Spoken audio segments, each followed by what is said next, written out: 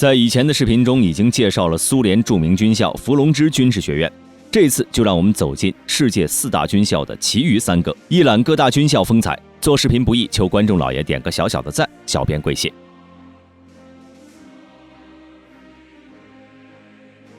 首先，西点军校。西点军校即美国陆军学院，又被称为美国陆军军官学院，是美国的第一所军事学校，位于纽约州西点，这也是西点军校名字的由来。总面积6500公顷，责任、荣誉、国家是西点军校的校训。该校是美国历史最悠久的军事学院之一，与弗吉尼亚军事学院齐名。该校刚成立时学生只有10人，但发展到现在已经拥有常驻学生4000人左右，每年会有近1000名学生从这里毕业。但西点军校的诞生并不是一帆风顺的。西点军校的历史最早可以追溯到美国独立战争时期。经过8年的独立战争后，美国的第一位总统，也就是美国国父的乔治·华盛顿，清楚地认识到一所军校对于军队的重要性。虽然建立军校对于军队的发展来说至关重要，但是当时崇尚自由和民主的美国大部分高层及民众们并不同意这一做法。出于对英国殖民者的愤怒，美国人民认为军校的建立以及所培养出来的军事人才只会成为独裁者专制统治的工具，造成对民主与自由的威胁。但是尽管存在着反对的呼声，华盛顿还是顶着压力通过了建立军校的决议。1802年7月4号，在美国独立纪念日当天，西点军校在美国纽约州的西点正式成立。在西点军校的位置选择上也颇费了点心思。考虑到军校的教学主旨，建造者们将军校选在了西点，因为这里本身就是独立战争时期的一座军事要塞，不仅有着浓厚的军事氛围，也对军事教学有着莫大的帮助。从1802年建立以来，美国第18任总统尤里西斯·格兰特和第34任总统德怀特·艾森豪威尔2任美国总统，南北战争中的著名将领南方军队总司令罗伯特·李将军和2战时期的乔治·巴顿将军，以及著名的5星上将麦克阿瑟等数千名政界、军界精英从这里走出。正如麦克阿瑟的告别演讲一般，在记忆中的黄昏，我时常回到西点，想起我魂牵梦萦的校训：责任、荣誉、国家。我今天淡出人生，淡出世界的前夕，我最后一次和你们一起接受我们西点军校的点名，永别了，我的同学们。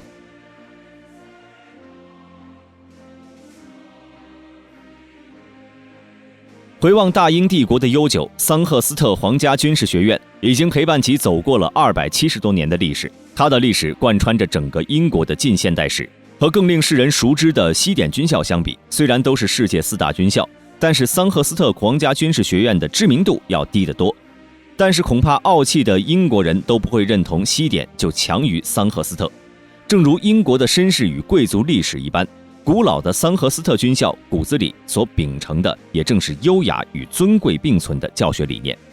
桑赫斯特皇家军事学院如同英国的绅士一样，拥有着历经100年沧桑而锋芒尽收的低调风格。桑赫斯特皇家军事学院是英国培养初级军官的一所重点院校，也是世界训练陆军军官的老牌和名牌院校之一。该校的历史可以追溯到1741年，为培养皇家军事人才，英王乔治2世签署了皇家文件，决定在伍尔维奇建立皇家军事学院。桑赫斯特皇家军事学院的雏形就诞生了。1947年，英军在皇家军事学院的基础上，将在这之前建立的军事学院合并，正式成立了桑赫斯特皇家学院。直到1970年，在不断的合并中，桑赫斯特皇家军事学院规模基本成型。该校的办校宗旨是使军官学员对自己的责任和义务有清楚的认识，培养其军事领导与指挥能力。该校的教育主旨是培养合格军官，并为年轻军官提供所需的军事知识，以使他们适应担任初级指挥官。该学院自从诞生以来，与西点军校一样，为英国社会和军队做出了巨大的贡献。据官方统计，现英国陆军中80%的军官都是出自桑赫斯特军事学院。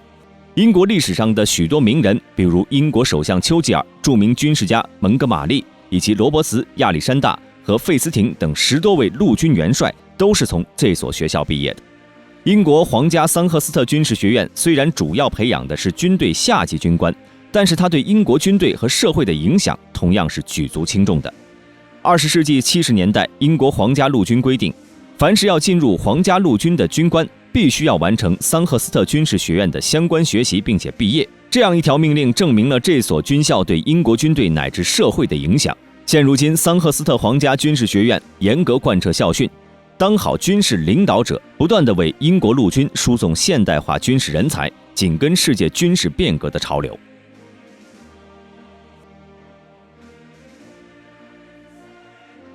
圣希尔军校是法国最重要的军校，是法国陆军的一所军事专科学校。早年建在巴黎郊外凡尔赛宫附近的圣希尔因此而得名。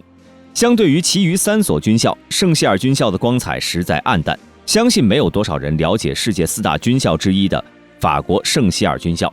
但是要知道，这所军校可是由法兰西帝国皇帝拿破仑所创立的。不同于伏龙芝军事学院和西点军校，战争并不是法国圣希尔军校的起因，而是一代大帝拿破仑自己的想法。年少时期的拿破仑虽然不满法国吞并自己的家乡科西嘉，但是奈何没有力量，只得进入法国的2所军校学习。成为法兰西帝国皇帝后，独揽大权的拿破仑为了弥补自己少年时对于自己理想中军校的渴望，便在1803年1月28号签署法令，按照自己的意愿建立帝国军事专科学校，成为法国最早的培养步兵和骑兵军官的职业军事教育院校。